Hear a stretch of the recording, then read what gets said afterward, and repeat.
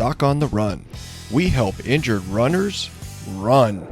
What are the four main causes of lateral ankle pain in runners? Well, that's what we're talking about today on the Doc on the Run podcast.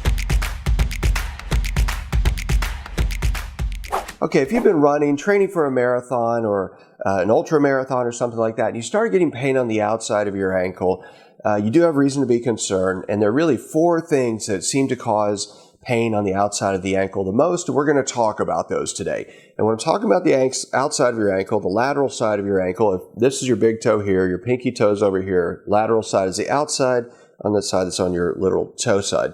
And the fibula bone is right here on the outside, and you have a couple of things that can go wrong. So you have the bone itself, and then behind the bone you have two tendons called the peroneal tendons. The peroneus brevis tendon is up higher, comes down and attaches to this bump here, and then the peroneus longus is up above it. The tendon's longer, which is why we call it the longus instead of the brevis, and it comes down, goes down, and attaches to the bottom of your foot here. Beyond that, we don't have a lot of specifics we need to talk about with the anatomy, because there are really four things related to just those tendons and the bone itself that seem to cause the most amount of trouble in runners. And we're going to talk about those today. So the first thing that happens is that you can get peroneal tendinitis, specifically peroneus brevis tendinitis. And the brevis tendon is the one that actually pulls your foot back under you when you start to roll your ankle. So if your ankle starts to flip over, the peroneus brevis being attached on the outside swings your foot back under you. So if you run a lot on really unstable surfaces, like you're running on grass or you're running on trails that have a lot of either loose dirt, dust, or even if they're wet and they're slippery, or if you're running on lots of leaves, then your foot is kind of working really hard, and the peroneus brevis tendon is having to pull really intently and gets overused sometimes and can develop tendonitis where you have inflammation within the tendon itself. Now, you can also get this in the peroneus longus. The peroneus longus is running right next to it, and it actually helps you hold your forefoot down against the ground.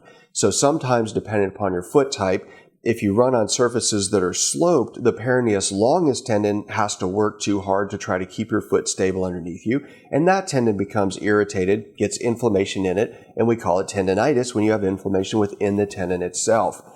There's another condition that's actually way more common, and that's where you get something called peroneal tenosynovitis. And all that means is that the tube that surrounds both of those two tendons, where it curves around your ankle and goes down to your foot, the inside lining of that tube gets irritated and inflamed.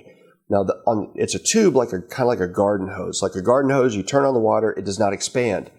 On the inside of that tube is tissue that we call synovial tissue that actually makes the lubricating fluid called synovial fluid that actually lets the tendons glide back and forth inside that tube with very little friction.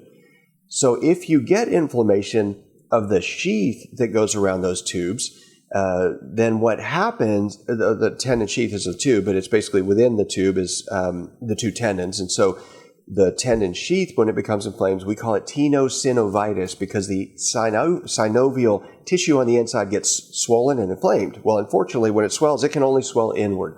That decreases the internal diameter of the sheath itself, and then the tendons, being big cables of collagen, as they move back and forth, they basically rub that inflamed tissue, and it really hurts a lot.